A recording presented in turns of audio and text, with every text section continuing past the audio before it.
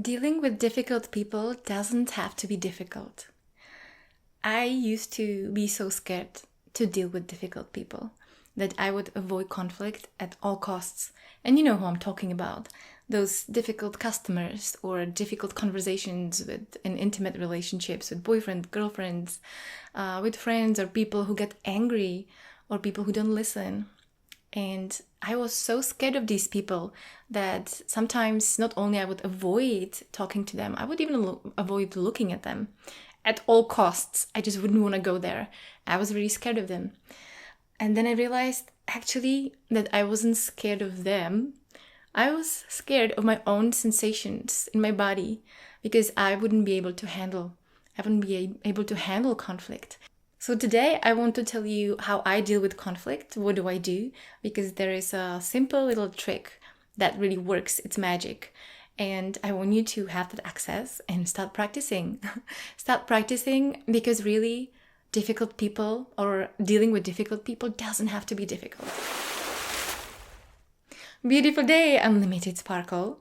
So you're here because probably you have some difficult people in your life. Or maybe you're expecting some arrival of difficult people. And it's always great to know how to deal with those people because it really doesn't have to be difficult. So what do I do? What to do? Well, normally we are focusing too much on ourselves. Whenever we feel stressed or we don't feel safe, we feel attacked maybe, or we're expecting something bad to happen, we focus too much on ourselves. So it becomes performance rather than connection with the other person. And so it's all about me.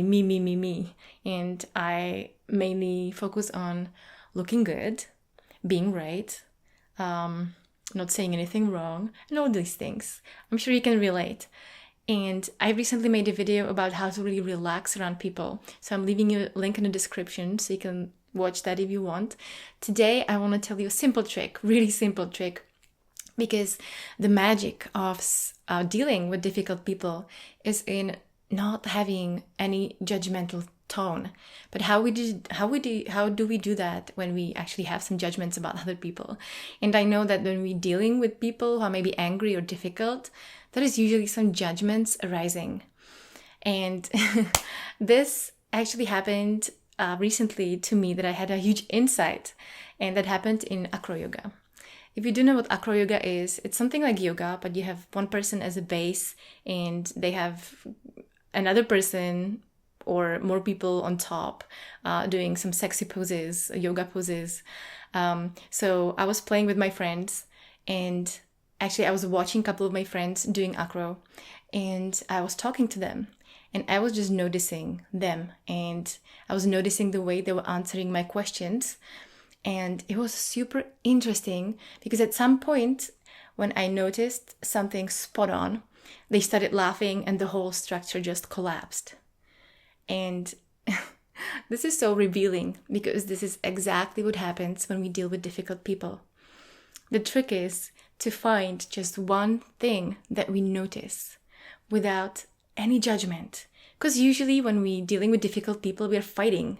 It's almost like we're fighting against the energy that they coming towards us with. But the thing is that we don't have to follow their lead. We don't have to answer the questions. We don't have to follow their lead. In fact, most people, when they are angry or difficult, they just want to be heard. They just want to be heard. So what to do? Just listen. You can even repeat what they say to you. But the main part is just notice this one thing that you notice without judgment. And if you have judgments around it, then it's not going to work because they can feel it from the tone of your voice and from a million other little signals that you send through your body. So let's say maybe you're focusing on their voice, or you're focusing on the way they move, or you can focus on, maybe you can even guess what they're feeling. If there is no judgment around it, just notice and say that. And it really works like magic. It's noticing really collapsing structure. So it will collapse this difficulty. It will collapse this argument because now there won't be any energy to fight against. So for example, you can tell them, hey, I've noticed that your voice shifted slightly when you were saying that word. Or you can say, oh, I'm noticing that you're feeling really irritated about this. As long as you can just notice. Because as soon as you start judging, like, oh, now you're angry, aren't you? As soon as you start having judgment, it's not gonna go anywhere. Simple noticing and observation collapses the structure. And then you can create a conversation from there. Because when two people are arguing or it's being difficult, there is no really listeners in the conversation. So be a listener. And sometimes because people really just want to be heard, especially when they're close friends or someone that you care about, you can repeat to them what you're hearing. But don't forget to just notice. What do you notice about them? And say it. It will change everything. So let me know what you think in the comments below, and have a good time with all these difficult people. Transform it into a game and have fun. How far are you willing to go to have some fun in your conversations that you were so scared of before?